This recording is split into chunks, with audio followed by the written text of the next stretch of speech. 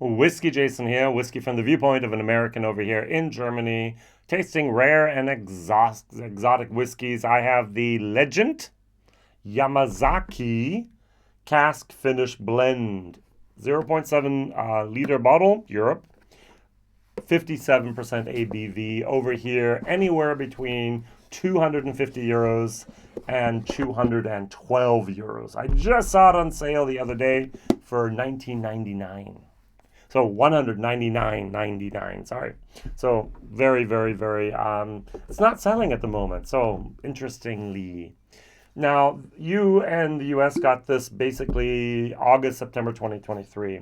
We got this over here in March of 2024, and it's now the beginning of April 2024 where I'm doing this, and I bought a bottle. I did a bottle share. Not anyone else wanted this, and so I said, okay, I'll buy a bottle and try this. I still have 15 CLs left over. We'll see if I get rid of them, but it's a lot of money to pay for a Beam product. Now, you would say, but Jason, it's an 8-year-old Kentucky Straight Bourbon. Yes, it is. And then they took this 8-year-old Kentucky Straight Bourbon Whiskey from Beam. We don't know what mash bill. Is it the standard Jim Beam White mash bill, or is it the High Rye Basil Hayden? Or, what I'm going to compare it to, the old Granddad 114. This has the high rye mash bill in it, just like Basil Hayden does. And the other stuff has the low mash bill. Now, the normal Legend, has the low mash bill in it. I read that Jim Noe. All right, so our master distiller here,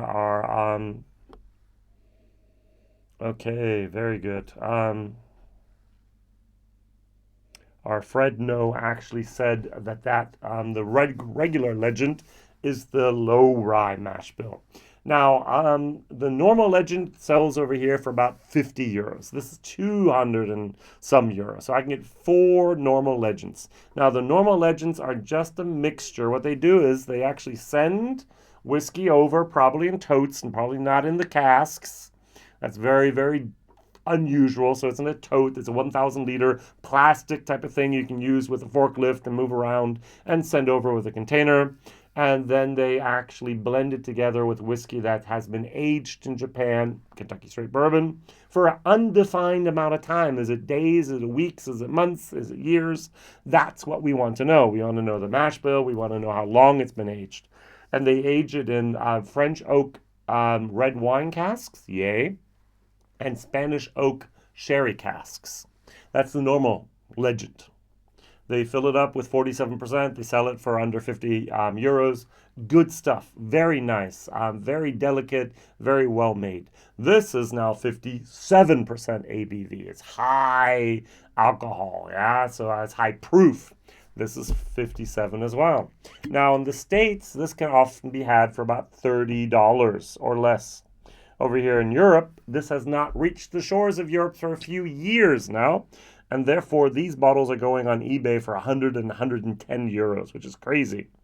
All right, so next time I'm in the States, I'm going to pick up a bottle, bring it home, do a bottle share, because I thoroughly enjoy the old Granddad 114.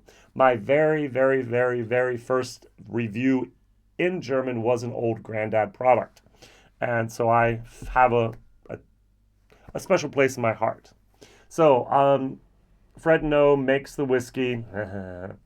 All right, I don't even know if he picks out the barrels or not. He's the 7th generation in the Jim Beam family. They send it over there to the distillery Yamazaki outside of Kyoto. And then we have our 5th generation Suntory chief blender. And his name is Shinji Fukuyo. I'm sorry if I butchered your name. And what they do is they take some of that 8-year-old whiskey and they put it into red wine casks. They put it into Spanish oak sherry casks. And they put it into some very seldom Yamazaki sherry Spanish oak casks. Sherry oak twice from Yamazaki. The whole time I'm asking myself, where did they get the sherry casks to use for the Legend? Are they first filled directly from Spain I don't think so. I think, and I'm sorry for saying this, I think this whole thing is a marketing gimmick. All right. And what most people don't understand, but they do write it in the back, is after everything's blended together, so we take the majority in normal 8-year-old whiskey that was not finished. It's in a tote, so it's inactive. It's not in barrels. We put it into the red wine cask for a while, weeks, months. We put it into the sherry oak that had been used before. It's not first fill.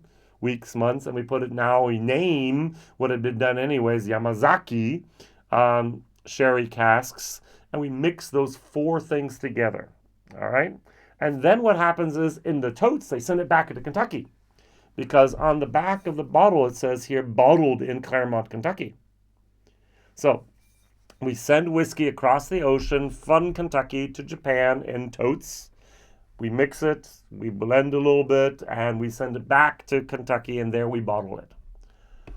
And this time they decided for the 100th anniversary of Yamazaki, we're going to actually release a Legent Yamazaki. It was made there the first time. The normal stuff with 47% is also Yamazaki casks. Prove me wrong, please. And now we have a name on it. So we have a super ultra premium product. $200 without taxes, $199.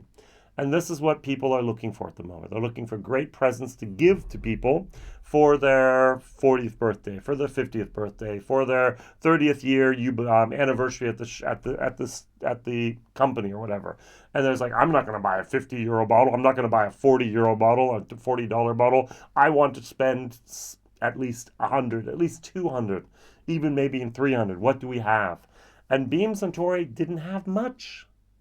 They didn't have much in that range, all right? So Four-Gate had things. $200 was often for the Four Roses limited edition. So we had all these LEs, these limited editions, that were going for 150, 200, 250, 300. Beam didn't have much.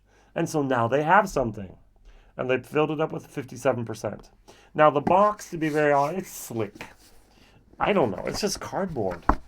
There's nothing special about this box whatsoever. The only thing special that I can mention is whatever idiot did the printing here. I cannot read the gray on the black. It's blurry. It's too small. Now, the black on the gray is okay, but that is just not legible. Now, inside, it's better. You can read this with a little bit more clarity, but the back is really, really not great. So don't forget, people that buy these bottles with 200 plus euros are older. Their eyesight is not as great. Think about that next time, all right? So, hey, look, I can read that. All right, on the nose. I do get a little bit of a grape jelly moment. I do get a tiny, tiny little bit of a green plum moment. This smells good. I mean, this is a B minus good whiskey. B minus is great in my book, all right? So that's going to be a B minus. But I'm not a big fan of taking whiskey from Kentucky, bringing it over Japan, and taking it back to Kentucky to bottle it. I think they should have bottled in Japan. But hey, that it would have had more value and tariffs and so on. So this smells like a beautiful bourbon. I get a tiny little bit of the pecan. I get the brown sugar. I get a little bit of the wood. I get some allspice in there. This is, I think Old Grandad 114 is one of the best values for money out there. So rare breed from Wild Turkey is more available, has maybe more of that, what people look for, but I did 50 blind tastings of cask strengths bourbon. Fred Minnick, hey, if you can do 100, I can do 50. And this one, I did not know I thought it was something totally different. This was absolutely my favorite blind tasted whiskey with 50+%. Very, very nice bottle. All right, let's try this. Cheers.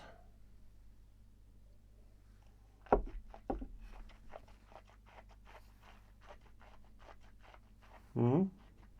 Mm. It's interesting. Every single time I swallow it, I say, oh, and then it goes back up. There's transitions here that this does not have. There's a pepper heat in here that this does not have. The 57% really, it's a little hot for me. And I'm used to Elijah Craig barrel proof. I'm used to Booker's. I'm used to even Stag sometimes. 60 some percent, but this has a little bit more of a residual heat. But it does have a very nice, the red wine moment. I assume I can get that dark chocolatey, a little bit of the European oak, the Spanish and the French oak is there. The sherry is there. Do I get anything from Yamazaki? Sorry, no, I don't have anything here. This is basically about 3 years older than the standard Legend that you can buy. But is it worth quadrupling the price? I'm going to stick with my solid B minus for this. Solid B minus. That's good in my book. A is why haven't you bought it? B is buy it. C, you can buy it if you want. D, you don't need it. And F, why was this stuff even made? Crazy. But the value for money proposition is our problem here. I'm willing to pay $80, 80 euros for a cask strength product in bourbon. So I'm going to give it the $80 first of all. All right, that's the price where I say, hey, I can buy Elijah Craig for 80. I can buy Booker's often for 80. I know it's in the States 100, but okay. I'm going to add another $20 to this, 20 euros, and say, hey, for the wine finishing, for the sherry finishing, for the Yamazaki wine cask finish, or the sherry cask, Yamazaki sherry cask finish. I'm pretty sure they used the Yamazaki cask the first time as well, but okay, why not? Yes. So it's 100. I might even go 120. But 200, no. This is a D minus for value for money. It's not worth it. This is not worth the money. It's not worth the presentation given. Yes, it's got a nice little cork here. It's got the nice little thing here. Thick paper, which I cannot appreciate. Imprint here. I know, not important for me. The normal bottle Legend, nothing special there. Even the little knob at the top so they can put it through the bottling line is still there. Do you see that on the top there? That just takes away. If it was down here, I would have went, oh, okay, you have this down here to line it, and you have this up here to align it. So the labeling is always perfect, which it is. But still, up here, it's really just, why do you have that little piece of glass up there at the top there? Do you see that? That just takes away from a $200 bottle. All right, so it just doesn't give me the luxury that I expect. Going over here real quick to the Old Grandad 1014.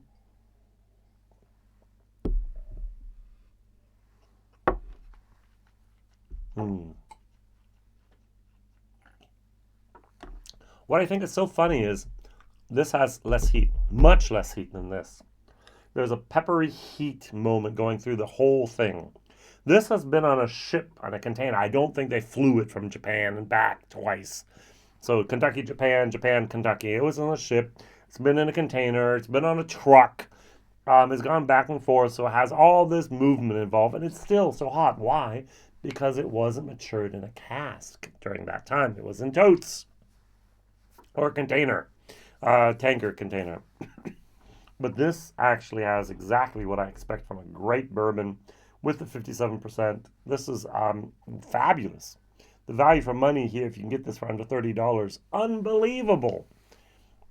What can beat the Old Grandad 114 except for maybe the Wild Turkey Rare Breed for value for money and for taste. Put a little bit of water in this. I did not do this in my German video. I'm going to take it down to about 53, 52%. Still get a little bit of the grapes here. Now, when I smell bourbon, I don't want grapes. I'm not a fan of finished products, of bourbon, straight bourbon whiskey. I do not think good bourbon needs to be finished. And yet, often I thoroughly enjoy finished products. This is the purest, and my heart says no, and yet my taste buds often say, oh, that's even better. Is this even better than this? Unfortunately not, in my opinion.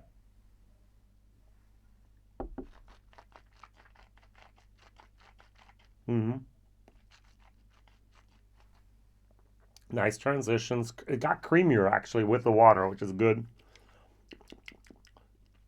It has a little bit of plastic. It's a little bit of an artificial type of plastic moment that goes in towards the end there. It gets stronger with water. Um, a little bit like artificial grape flavor. Think grape cough syrup out of artificial, and it turns in the direction that I'm not very partial to. Don't put water in it. Keep it the way it is. Enjoy it the way it is. Then it's a C. It's a B minus. Otherwise, it turns into C plus. If you're gonna have to spend 200 euros, I would say go look for a Four Roses limited edition small batch. I think they are more worth the money. I think they're run around 150. You recommended retail price. You can get them for 200 still. What is the bottle you would get for 200 euros? So, what bottle can beat Old Grandad 114, and what bottle would you get instead? I cannot recommend going out and spending all that money for that. Whiskey Jason here, whiskey from the viewpoint of an American over here living in Germany, reviewing bourbons, ryes, Irish, Scotch, a lot of Scotch, sometimes European whiskey, sometimes Japanese whiskeys. Yeah, what would you buy instead? What would you buy instead? Thank you very much. See you real soon. Whiskey Jason. Bye-bye.